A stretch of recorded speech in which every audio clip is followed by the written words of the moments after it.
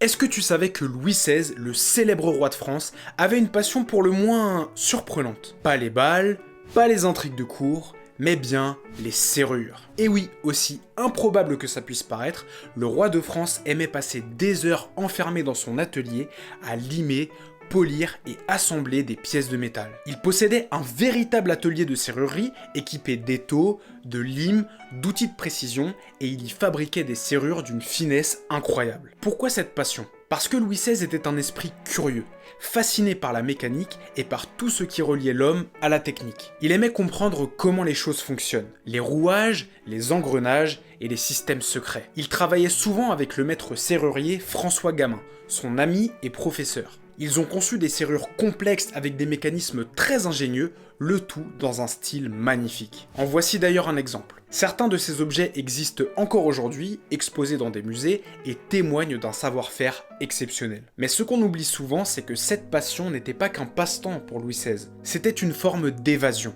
Une manière pour le roi de trouver la paix dans le chaos ambiant de l'époque. Dans cet atelier, il n'était plus roi, juste un homme curieux, un artisan. Un esprit minutieux dans un monde en train de s'effondrer. Alors oui, Louis XVI était peut-être un roi malheureux, mais c'était aussi un homme de précision.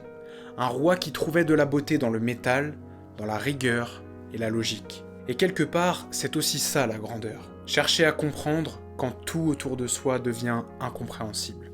Dis-moi en commentaire si tu connaissais cette passion de Louis XVI, et surtout si tu veux découvrir d'autres anecdotes folles sur l'histoire de France, abonne-toi.